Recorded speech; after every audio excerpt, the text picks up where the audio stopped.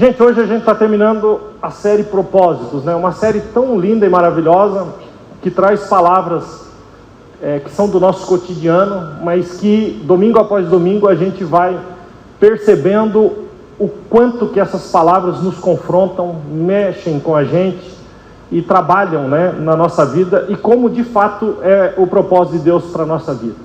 São 5 propósitos. A gente começou lá no começo de maio, no primeiro domingo, adoração, depois comunhão, falando sobre discipulado, semana passada sobre serviço e hoje sobre evangelismo. Eu vou falar um pouco sobre o evangelismo e depois, para encerrar a série, a gente fala um pouquinho de cada um deles para a gente poder encerrar juntos aqui. Toda vez que eu vou falar de um propósito, a gente começa com uma frase. Semana passada, para falar sobre serviço, eu disse que aquele que não vive para servir, não serve para viver.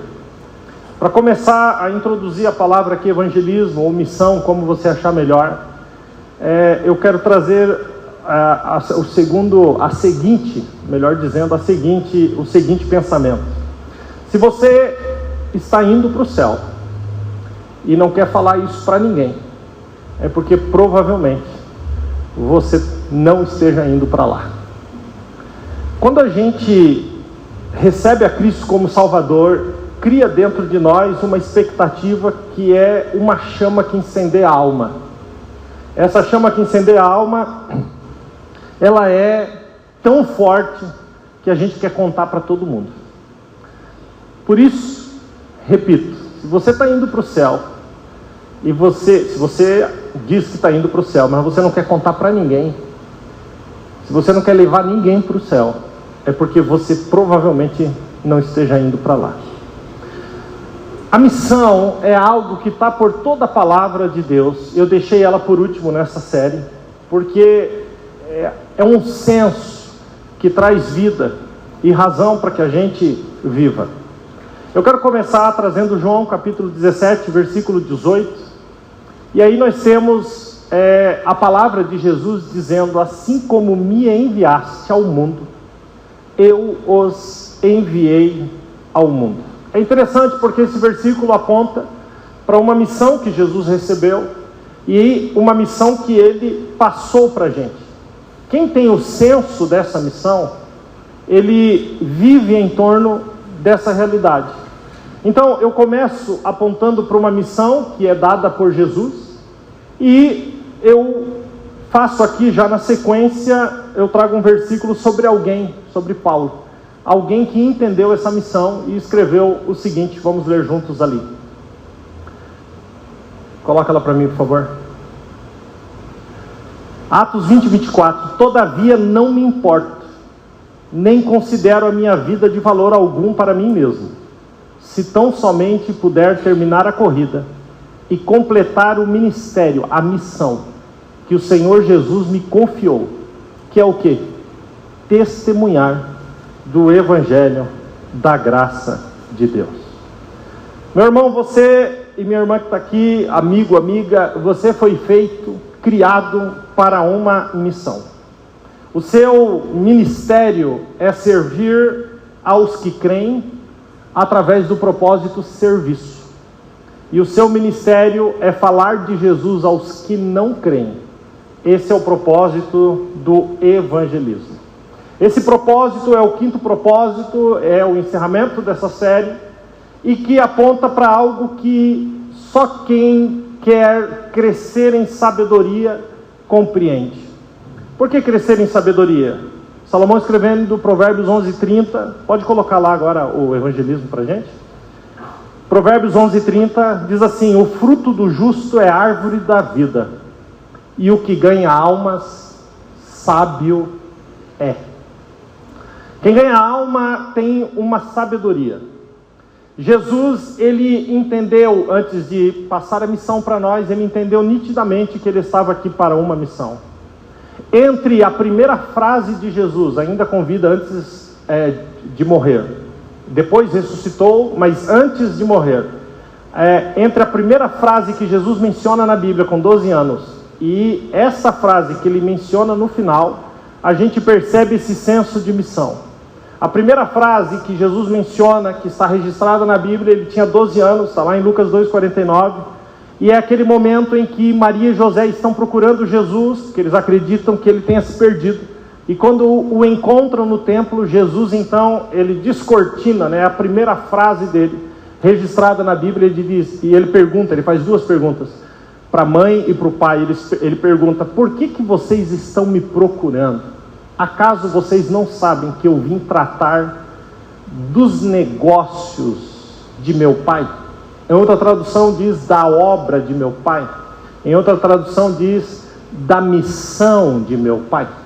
Jesus com 12 anos tinha a plena consciência de que a vida dele era viver para cumprir uma missão. E a última frase dele com vida, ele diz, está consumado.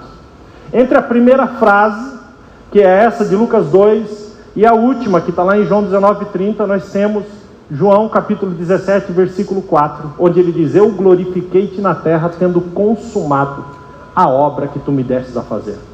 Jesus tem esse entendimento de missão, e agora ele é levado aos céus, e ele transmite para nós essa missão. Quando a gente vai ler um pouquinho a respeito disso, existe um texto que eu acho mais precioso para a gente entender isso, 2 Coríntios 5, 17, ele mostra o processo em que a gente é salvo e imediatamente somos levados ao entendimento de missão, ou de evangelismo. Como eu estou falando aqui o mês inteiro, ao longo da nossa vida, muitos aqui desde criança, em ambientes de igreja, a gente foi confundindo as palavras, e a gente foi diminuindo essas palavras, e o mais importante, ou pior, mais importante entre os piores, a gente foi pegando essas palavras e a gente foi fazendo delas o que a gente bem entendia. Hoje, quando se fala em evangelismo, as pessoas acham que se trata de um departamento dentro de uma igreja, que é um grupo comprometido em falar de Jesus. Então aquele é o grupo de evangelismo. Queridos, aquilo é evangelismo? Também é. Mas a palavra de Deus, ela vai muito além disso. Ela aponta para todos aqueles que são salvos. Eles têm por obrigação, por propósito, serem evangelistas. Vou ler o texto de 2 Coríntios 5, que você vai entender. O primeiro versículo que eu vou ler, talvez você saiba até de cor. Diz assim, portanto, se alguém está em Cristo, nova, as coisas velhas, tudo se fez? Bom, esse texto ele fala diretamente da salvação. Do momento em que esse cidadão, essa cidadã, entrega a sua vida para Cristo e professa a fé em Jesus. Até aqui está tudo certo. O problema é que a gente sabe esse versículo de cor, mas a gente não costuma ler a sequência. O que acontece depois? E aí Paulo vai explicar e ele diz, tudo isso provém de Deus, que nos reconciliou com Ele mesmo, através de Jesus Cristo. Ou seja, ele vai dizer, Deus em Cristo estava nos reconciliando consigo mesmo, não lançando em conta os pecados dos homens. Observe agora. E nos confiou a mensagem da reconciliação. Todo aquele que é uma nova criatura tem sobre ele uma responsabilidade. E a responsabilidade é transmitir essa palavra de reconciliação. Ele então vai, como se fosse um cântico, ele vai explodir em algo, em uma revelação tão maravilhosa. Ele diz, porque nós somos embaixadores de Cristo. Eu amo essa palavra que foi usada pelo próprio Billy Graham. Embaixador é aquele que está numa terra distinta do seu país, mas ele é aquele que representa o seu país de origem. Ele responde pelo seu país de origem. Ele é uma autoridade do seu país de origem. Com isso na cabeça, Paulo diz que nós somos embaixadores de Cristo, porque temos uma autoridade sobre nós que aponta para o reino de Deus. Nós somos uma autoridade de Cristo na terra e temos a mensagem da reconciliação. Por que Billy Graham usou esse versículo? Certa feita, ele foi convidado para ser candidato a presidente dos Estados Unidos, o cargo mais poderoso na terra, o presidente dos Estados Unidos. E quando lhe procuraram, falaram: com certeza você ganha, você é muito popular. E ele disse: não me rebaixarei a ser presidente dos Estados Unidos, porque eu sou embaixador de Cristo. É um entendimento da importância e do privilégio que é poder ter uma palavra tão maravilhosa que aponta para a eternidade. A importância do evangelismo e da missão é algo tremendo. Por quê? Porque a sua missão é a continuação da missão de Jesus. Mateus 28, 19 e 20 é conhecido como a grande comissão. E diz assim: ide fazer discípulos em todas as nações. Esse texto, gente, ele é chamado de grande comissão, não é chamado de grande sugestão. Não é uma sugestão para você, é uma comissão. É algo que aponta para uma responsabilidade. Ou seja, quem aqui é salvo, diga amém. Ai, que bom. Então vocês vão abraçando aí. Ou seja, a comissão, ou a grande comissão, é um chamado compulsório, obrigatório, de cumprir a missão. Logo, se você é cristão e não fala de Jesus, você está num ato deliberado de desobediência. Por quê? Porque você foi chamado para transmitir essa palavra. E isso é muito sério. E é muito mais sério do que você talvez possa imaginar. Existem textos na Bíblia que a gente gostaria que não existissem, mas existem. Existe uma responsabilidade sobre você, sobre a vida das pessoas que te cercam. Essas pessoas, por mais que aparentam felicidade e alegria, existe um buraco no peito delas, do tamanho de Deus. E essas pessoas querem, precisam e necessitam ouvir a palavra de vida eterna. Ouvir que Jesus salva. E quando a gente deliberadamente não toma uma atitude, isso pesa sobre nós uma responsabilidade. O texto que eu vou ler aqui é de Ezequiel, capítulo 3, 18, e você vai entender. Esse texto é Deus falando, não é eu que estou sugerindo. É o próprio Deus que está falando, e ele diz assim: quando eu disser a um ímpio que ele vai morrer, e você não o advertir, nem lhe falar para que ele se desvie dos seus maus caminhos, aquele ímpio morrerá por sua iniquidade, mas para mim você será também responsável pela morte dele. Tira esse versículo da Bíblia. Na continuação ele diz: se porém, você fizer a sua parte e o advertir, e mesmo assim ele se desviar na sua impiedade e nos seus maus caminhos, ele morrerá, mas você estará livre dessa culpa. Esse texto ele está dizendo exatamente o seguinte: você não é chamado para convencer ninguém, porque quem convence as pessoas do pecado, da justiça e do juízo é o Espírito Santo. Você foi chamado para falar. E quando você fala, você está entendendo que você está cumprindo uma responsabilidade. Se aquela pessoa que ouve deliberadamente decidir não te ouvir, endurecer o seu coração, aí é ela com Deus. Mas você fez a sua parte. Quem está entendendo até aqui, diga amém. A sua missão, ou essa missão, é um privilégio formidável. Porque Paulo vai dizer, 2 Coríntios 6,11, ele diz: nós somos cooperadores de Deus. Você já pensou que privilégio? Você tem que entender que Jesus nos salvou, nos aceitou em sua família, nos deu o seu Espírito Santo e nos tornou embaixadores do seu reino.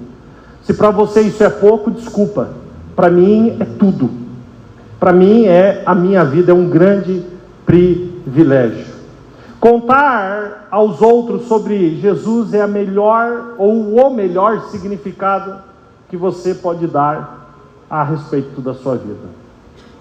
Eu vou tentar explicar isso de forma, usando um exemplo para que você entenda o quão sério isso é.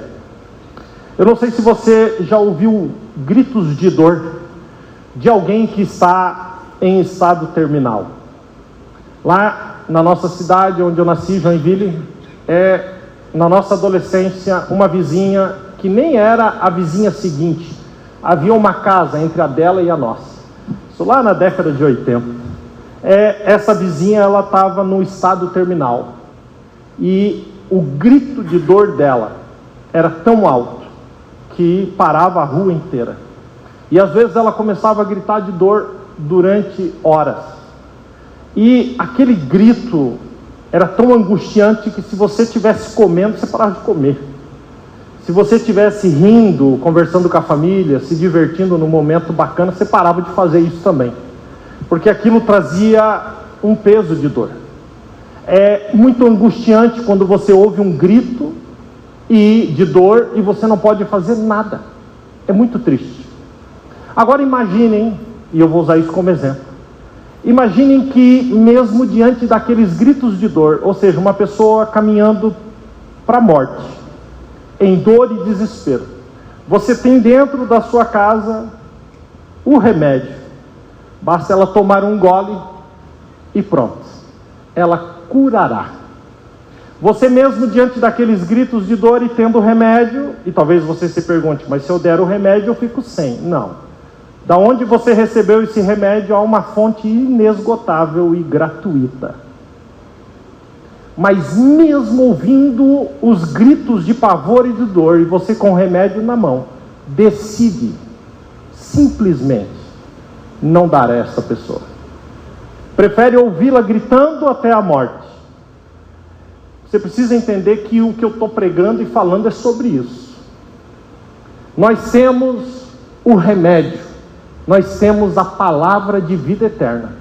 E mesmo diante de uma multidão que está caminhando a passos largos para o inferno, para a condenação eterna, a gente retém. E se a história do remédio com a mulher que está em estado terminal faz você pensar quanta maldade ter o remédio e não entregar para quem precisa, imagine então que você de repente possa se colocar nessa situação. Existem pessoas ao teu redor o tempo todo. Essas pessoas eu chamo do teu campo missionário. O tempo todo Deus coloca pessoas que passam na nossa vida. Como disse aqui já, tem aparência de felicidade, tem sorriso no rosto, mas estão caminhando para o inferno em condenação. E a gente tem a resposta, mas retém. Onde está a nossa bondade? Onde está o nosso senso de propósito? O valor da sua missão é eterno, porque a missão que você tem, que Deus te deu, muda o destino das pessoas. Posso falar uma coisa bem séria para você? As consequências do seu trabalho não durarão para sempre, mas as consequências da sua missão durarão eternamente. Sua missão traz significado à sua vida. Eu gosto muito de uma frase do William James assim: o melhor uso que você pode dar à sua vida é empregá-la em algo que sobreviverá após a sua morte. Queridos, quando a gente entende isso, a gente percebe que só o reino de Deus vai permanecer. Tudo nessa vida passará, mas a palavra de Deus, o seu reino, permanecerá para sempre. Pastor, quanto me custa colocar ou cumprir a minha missão? Cumprir a sua missão nada mais é do que colocar os planos de Deus antes dos seus planos. Quando você tem o entendimento dessa missão, você muda algumas frases da sua oração. Ao invés de você orar o tempo todo dizendo: Deus abençoe meus planos, Deus abençoe os meus planos, você muda a oração e começa a orar e dizer: Deus, me abençoe para que eu cumpra os teus planos. É ter esse senso de reino. Se você se preocupar com o que Deus se preocupa, automaticamente você será abençoado. E isso é uma afirmação. Mateus capítulo 6, 33. Buscai primeiro o reino de Deus e a sua justiça, e todas as demais coisas vos serão acrescentadas. Quem entendeu, diga amém. Há um testemunho muito forte do pai do pastor Rick Warren, que é um pastor americano. Ele conta que o pai dele dedicou a sua vida para ganhar gente para Jesus, a vida inteira. E quando ele estava no leito de morte, o pai dele, muito velhinho, ele começava a dormir com os remédios e variando, e o pastor Rick conta que sentado ao lado da cama ouvia a conversa dele, com aquilo que ele estava sonhando. Então ele falava palavras e dizia o que estava acontecendo no sonho. E ele disse que ele ouviu nos dias finais do pai dele, o pai dele o tempo todo pregando, como se estivesse pregando para alguém não crente. O tempo todo. E teve um dia que ele saiu do quarto, quando ele voltou, o pai dele, totalmente debilitado, realmente vivendo os seus últimos minutos, estava em pé no quarto, se agarrando às paredes para se manter em pé, e só saía uma frase da boca dele dizendo: só mais um, só mais um, só mais um. Ele queria ter a oportunidade de ganhar só mais um. Quando a pessoa tem esse entendimento, esse senso, ele começa a perceber, ele começa a viver, como se não houvesse o amanhã, como se não houvesse oportunidades amanhã. Ele aproveita todas as oportunidades que ele tem hoje. Há um trecho da harpa cristã que um amigo me pediu uma vez para recitar para ele. É o hino de número 16. São duas perguntas no refrão do hino. Posso, tendo as mãos vazias, com Jesus me encontrar? Quantas almas poderia ao Senhor apresentar? Sabe quem me pediu isso? Para ouvir essa frase, essas perguntas uma última vez? Um amigo meu. Eu tinha 17 para 18 anos e ele também. Eu estava dentro de um banco e eu encontrei ele na hora do almoço.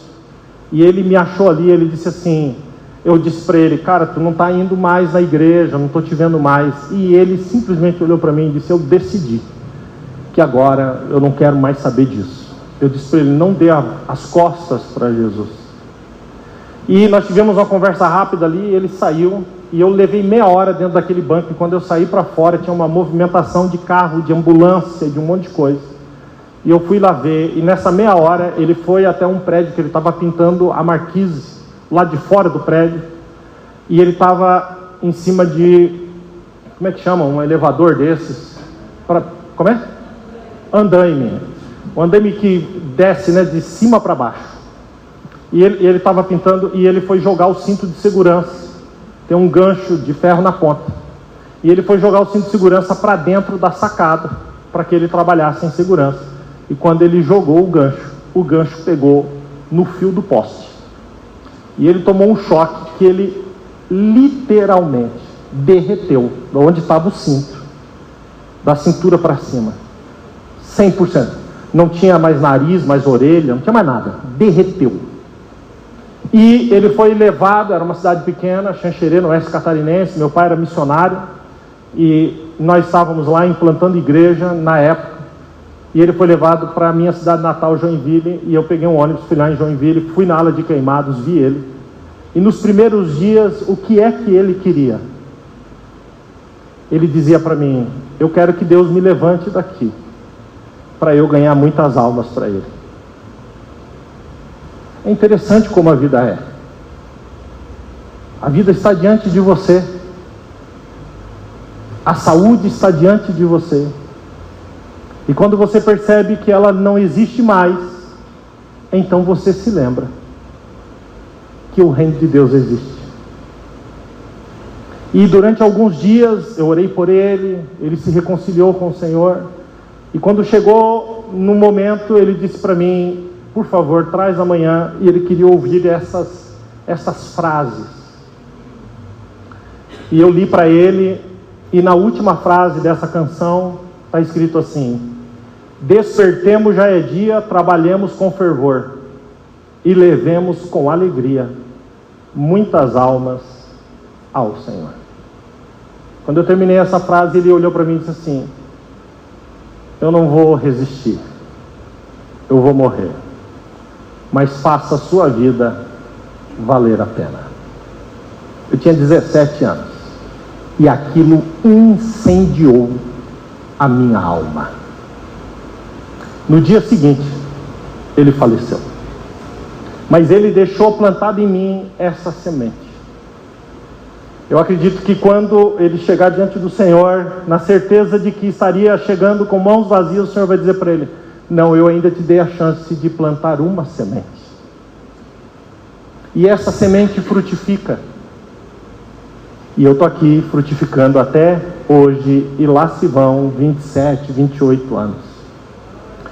Queridos, a sua vida está diante de você. E você foi criado para uma missão. Sua vida está passando e você acha que a sua missão é isso aí: é levantar, trabalhar, voltar para casa e vir à igreja uma vez por semana. É muito mais do que isso. Existe um propósito eterno. E antes que você diga: pastor, eu não sei pregar, eu vou te responder com 1 João 5,10, que diz assim: quem crê no Filho de Deus tem o seu testemunho em si mesmo. Não é algo ensinado, mas é algo que está dentro, que queima. E eu gosto da palavra testemunho, porque o testemunho aponta para isso. Quando você se torna um cristão, você se torna um mensageiro. Paulo, entendendo isso, fala em 2 Coríntios 5,17, ou melhor, 2,17, ele diz: em Cristo falamos diante de Deus com sinceridade, como homens enviados por Deus. Posso falar qual que é a primeira mensagem sua? É o seu testemunho. O testemunho é aquilo que Jesus fez diretamente na sua vida. E cada um de vocês aqui tem um testemunho. Tem ou não tem? Cada um de vocês tem um testemunho. E Deus não te chamou só para você ter títulos que a gente gosta de ouvir, né? 1 Pedro 2,9, vocês são geração eleita. Uau, sou geração eleita. Sacerdócio real, pô, que top. Nação santa, povo de propriedade exclusiva de Jesus. Gosto de ouvir isso. Mas como é que termina o versículo? Para que vocês anunciem as virtudes daquele que vos chamou das trevas para a sua maravilhosa luz. Deus não te chamou só por chamar. Você pode simplesmente dizer que Jesus te resgatou. E aí tem gente que diz assim: não, eu não gosto de falar, porque se o cara que estiver ouvindo começar a me fazer perguntas, eu não vou ter resposta. Gente, posso falar uma coisa para vocês? Onde está na Bíblia que Deus, ou que Jesus chamou vocês para ser advogado dele? Jesus te chamou para ser testemunha dele. E ainda que você não tenha todas as respostas, você pode fazer como o cego de nascença, lá em João 9,25. Ele é tão questionado a respeito de quem o curou, que ele chega num ponto sem resposta, que ele diz assim: olha, eu só sei de uma coisa, é que eu era cego e agora eu vejo. Ele diz: eu não tenho todas as respostas, mas ele invoca o testemunho. Ele diz: eu era cego, mas agora eu vejo. Eu sou a testemunha viva do que ele é capaz de fazer. Então você não precisa ter um curso de teologia, nem ser bacharel em teologia, para poder falar de Jesus para ninguém. Apenas um: Jesus te ama. Há anos atrás estava pregando na Inglaterra e eu trouxe isso para a igreja e eu disse: vocês aqui estão colocando desculpa para falar de Jesus, porque muitos de vocês não falam o inglês, mas falar Jesus te ama em inglês qualquer um de vocês é capaz, e amanhã vocês vão falar para todo mundo que vocês encontrarem. Na segunda-feira aconteceu isso, na terça-feira os testemunhos ferveram, de pessoas que só de ouvir Jesus te ama, as lágrimas desceram. Quem está entendendo, diga amém. O seu testemunho é a sua mensagem. Eu vou fazer 4 perguntas aqui, fazer um teste aqui, amém? Fazer 4 perguntas, se você não souber responder, você não vai reprovar não. 4 perguntas, e você vai responder em 5 segundos, cada pergunta dessa, dentro da sua cabeça, 5 segundos. Eu vou perguntar, você vai responder. Talvez a sua resposta seja só uma palavra, seja a primeira coisa que vier na tua cabeça, você responde, amém? Amém? Preparados? Então vamos lá para responder a primeira pergunta. Nem que seja só com uma palavra, responda. Como era a sua vida antes de Jesus? Segunda pergunta. Como você percebeu que precisava de Jesus? Como você comprometeu a sua vida com Jesus? Quarta pergunta. Qual é a diferença que Jesus fez na sua vida e faz na sua vida? Amém? Certo? Se você respondeu essas 4 perguntas em menos de 20 segundos, eu vou lhe dar um diploma de evangelista. É suficiente para você falar a respeito de Jesus. Você não tem desculpa. Nenhum de nós tem desculpa. A palavra de vida eterna, ela tem que queimar dentro de você, a ponto de você não conseguir segurá-la. Eu gosto muito do texto de Jeremias 20, versículo 9. Jeremias vai dizer assim, na NVT, tradução NVT, diz assim: sua palavra, ó Deus, arde como fogo em meu coração, é como fogo em meus ossos. Aí olha o que ele vai confessar. Ele diz assim: eu estou cansado de tentar segurá-la, pois é impossível. Quem tem a palavra de vida eterna e foi salvo, ô meu irmão, minha irmã, você vem falar para mim que você não consegue falar dele nem lá no seu trabalho, no meio da sua família? Evangelismo, gente, é um propósito muito mais sério do que a gente pensa. Dos 5 propósitos, vou repassar para vocês: a adoração, a comunhão, o discipulado e o serviço, são 4 propósitos que de alguma forma, nem que seja um braço desses propósitos, nós vamos continuar no céu. Mas evangelismo e missão não, é somente aqui. Então, há uma necessidade de você tornar-se um cristão de verdade, que vive uma vida com propósito. A grande comissão é a sua comissão, e você precisa fazer uma escolha: ou você é um cristão de qualidade, ou você é um cristão mundano. Pastor, qual que é a diferença? O cristão mundano busca somente a sua satisfação pessoal, suas orações se concentram nas suas próprias necessidades, e ele está sempre se questionando: como Deus pode tornar a minha vida mais confortável? O cristão mundano, ele vê a igreja como um estabelecimento que tem que suprir as suas necessidades. Logo, se ele não gosta de um estabelecimento, ele vai para outro, e depois para outro, e depois para outro, e nunca vai encontrar esse lugar, porque a igreja não é isso. Nunca. Agora, um cristão de qualidade verdadeiro, ele sabe que foi salvo para servir e foi criado para uma missão. Acorda todas as manhãs com uma expectativa de que Deus irá usá-lo naquele dia para manifestar a sua palavra. para quem quer que seja, são realmente felizes, porque as suas expectativas são eternas e participam de forma ampla, magnífica, multiforme da mais importante causa da história, o reino de Deus na terra. Talvez a pergunta é: pastor, como eu posso me tornar um cristão desse?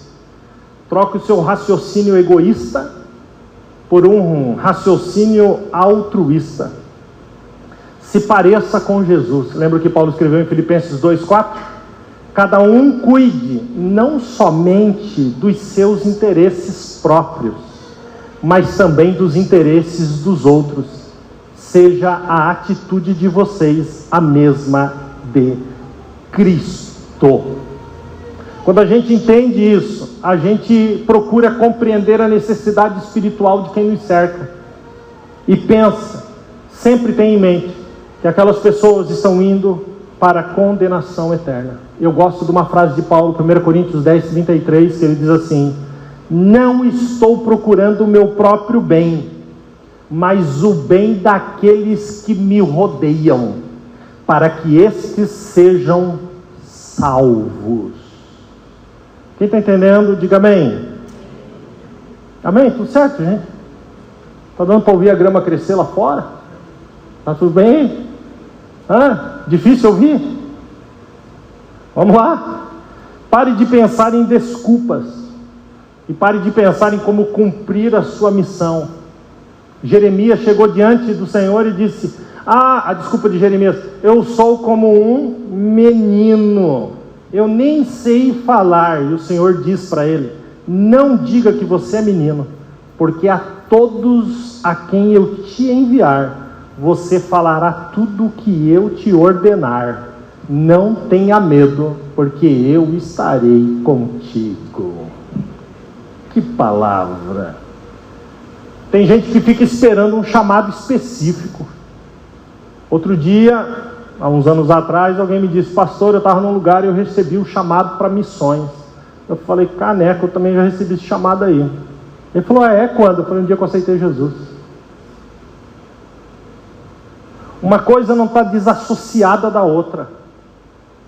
Todo aquele que aceita Jesus tem uma missão.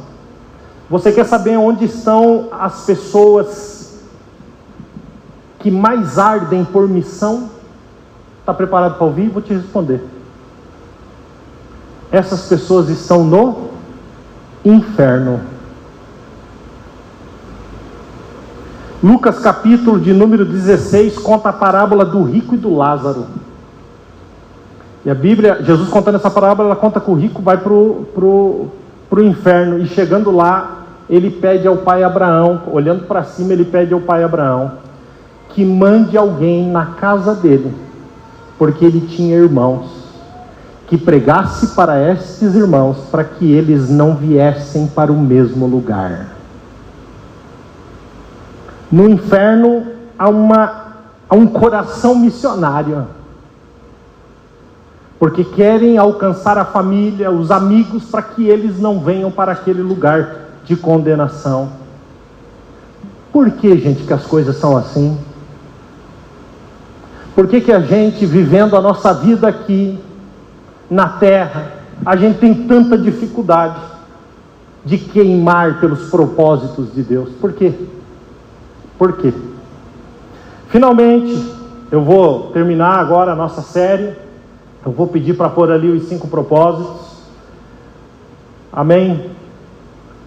E aí estão os propósitos: adoração, comunhão, discipulado, serviço e evangelismo. Vamos dizer juntos no 3 para ver se vocês falam alguma coisa? Vamos juntos? Vamos lá. Adoração, comunhão, discipulado, serviço e evangelismo. Paulo vai escrever e ele diz assim: tenham cuidado com a maneira com que vocês vivam. Não sejam como insensatos, mas como sábios. O que eu quero dizer, olhando para essa tela que vocês estão vendo, é: vivam os propósitos com equilíbrio. Tenha um compromisso com o grande mandamento e com a grande comissão. Quando a gente vai para o grande mandamento, está escrito lá: ame a Deus de todo o seu coração. Você foi criado para amar a Deus, e o seu propósito é amá-lo e servi-lo através da adoração. O grande mandamento continua e diz: ame ao próximo como a ti mesmo. Você foi criado para servir, e o seu propósito é amar as pessoas através do serviço. Quando você vai para a grande comissão, diz lá: ide e fazei discípulos. Você foi criado para uma missão. O seu propósito é compartilhar a mensagem de Jesus pela evangelização. Ainda na grande comissão, ele diz: batizando-os. Você foi criado para fazer parte da família de Deus.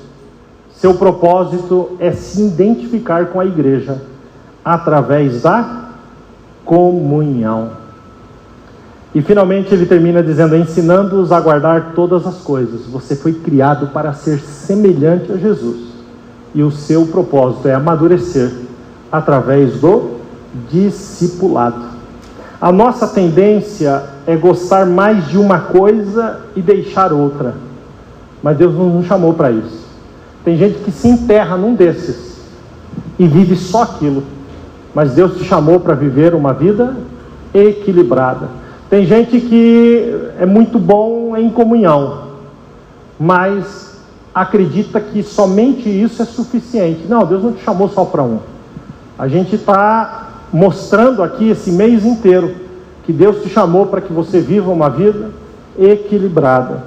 Talvez agora você me pergunte, e se não perguntar, eu vou perguntar por você: o que eu posso ou o que eu devo fazer, pastor, com tudo aquilo que eu ouvi aqui esse mês?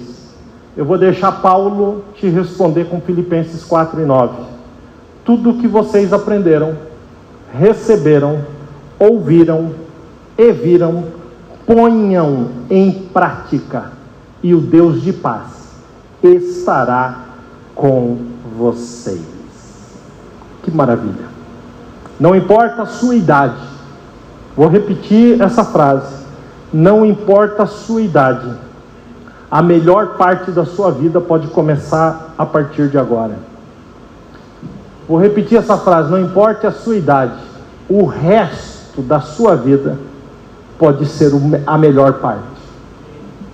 Quando você entende o que é viver uma vida com propósitos. Viver com propósitos é viver. O resto, gente, é somente existir. Com isso, com os propósitos, a gente responde às 5 grandes questões da vida de todos nós.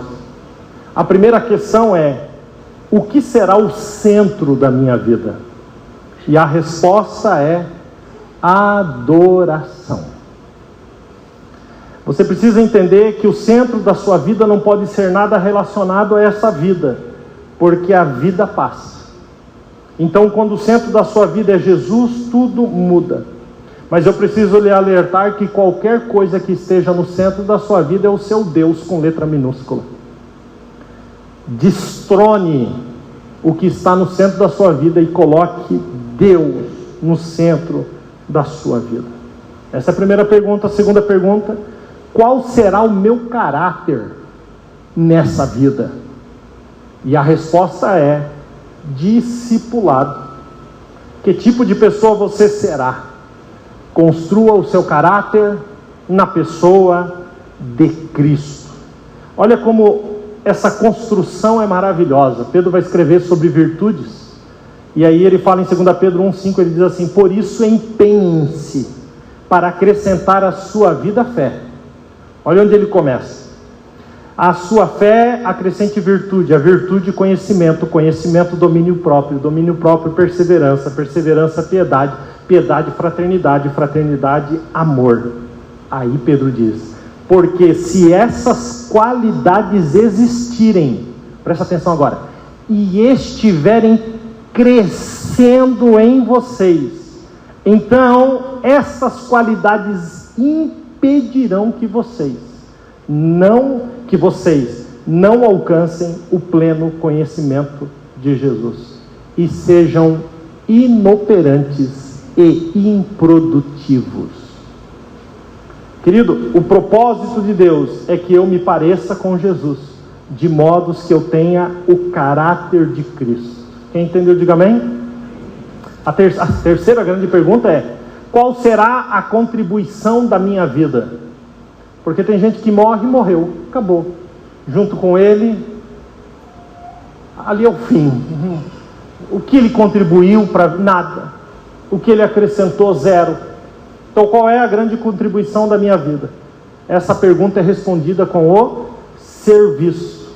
Cada um de nós foi chamado para dar frutos diferentes, mas foi chamado para dar frutos.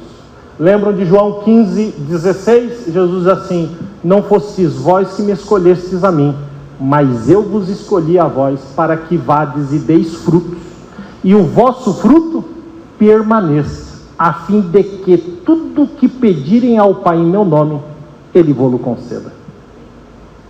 Nós fomos chamados para frutificar, e fazemos isso através do serviço. A quarta pergunta da humanidade é: qual será a mensagem da minha vida? E a mensagem é respondida com o propósito evangelismo. Onde quer que eu vá, a minha mensagem será sempre a mesma. Eu carrego uma mensagem. Eu abro a boca, ela está junto comigo. E eu não carrego essa mensagem só na igreja, eu carrego em casa. Eu carrego no meu casamento, eu carrego na criação dos meus filhos. E eu carrego para quem quer que seja, testemunhando para os que estão de fora. Porque essa é a mensagem da minha vida. Uma mensagem não só baseada em palavras, mas também em atitudes. E finalmente, qual será a minha família da fé? E essa questão é respondida através da comunhão. Então eu vou fazer uma pergunta aqui e responda com sinceridade. Qual é a tua igreja? Qual é o lugar onde você é ativo quando o assunto é comunhão? Está na hora de você levar isso a sério. Está na hora de você encarar as dificuldades dos outros e viver em comunhão. Quem está entendendo? Amém? Amém? Vou terminar trazendo aqui um versículo, e eu vou terminar com ele, e você pode até ficar de pé. Você pode até ficar de pé.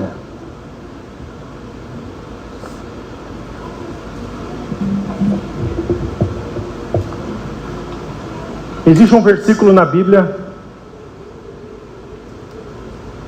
que sintetiza toda a vida de Davi,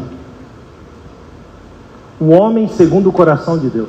Um único versículo sintetiza toda a vida de Davi. E esse versículo não está no Velho Testamento, onde você lê todas as histórias de Davi. Esse versículo foi mencionado por Paulo numa pregação, e ele deu uma definição para Davi que eu quero para mim. E ele vai pregando. Paulo menciona esse versículo em Atos 13:36. Diz assim, vamos ler juntos.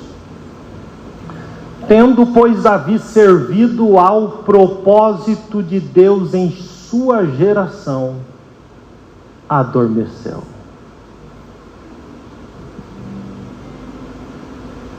Toda a vida de Davi é resumida nesse versículo.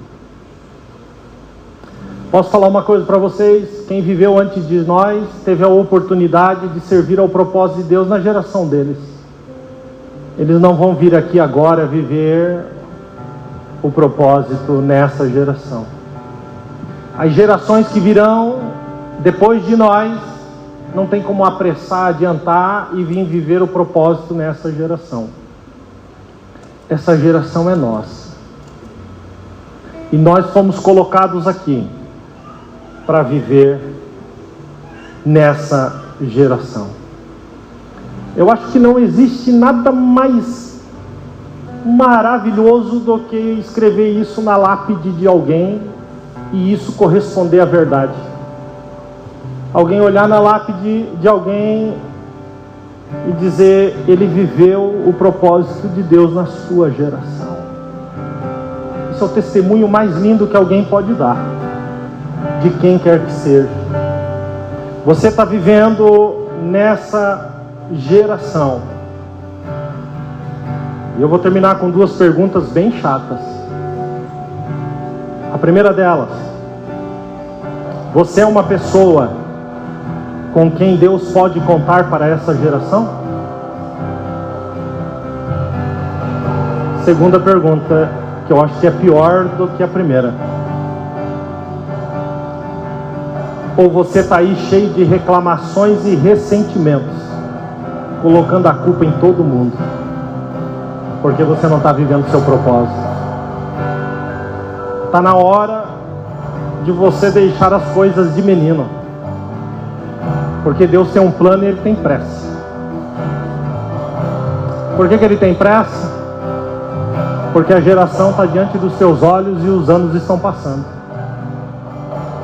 Quem está indo para o céu porque você falou de Jesus? Responda aí. Se Ele nos deu o ministério da reconciliação, quem que você, nesse momento da sua vida, está tentando reconciliar com Deus? Responda aí. Os anos estão passando, os dias estão passando, e a gente vai se prendendo a um monte de coisas. Quantas vezes, sou sincero em dizer, eu quis abandonar o propósito de Deus para a minha vida, por causa de gente, por causa de pessoas. Mas, como Jeremias, eu dizia: os meus ossos queimam. Como que eu vou segurar? Quantas vezes você disse: eu vou largar a mão do Senhor, não vou mais saber, não quero mais saber dessas coisas? Ah, é? Então por que você está aqui? Responde essa então. Ah, beleza, você falou que ia desistir, ok. Onde você está? Você está aqui por quê? Porque existe um pavio que fumega dentro de você. Você não falou que ia desistir, por que não desiste? Você pode até tentar, mas existe algo queimando dentro de você.